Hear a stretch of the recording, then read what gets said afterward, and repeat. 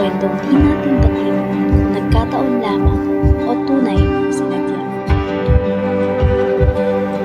Ang puso ay nagiging paksa, ang kunita ay nagiging talata. At ang pag-ibig, isang tulang patuloy na sinusulat kahit nabura na ang unang luma. Ngunit, mayroon nga pang posible kung sa bawat pahinay, hindi lang tadhana ang mayamta.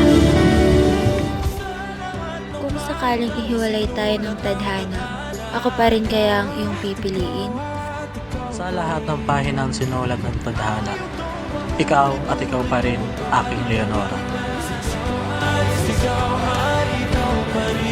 Simula sa wakas na di matuklasan, pabalik kung saan di na natagpuan ng mga matang nakatanaw sa umpisa ng yugtong di na sana naisulat pa. Isa ka lang angal! Sa wakas na di Francisco, maawa ka!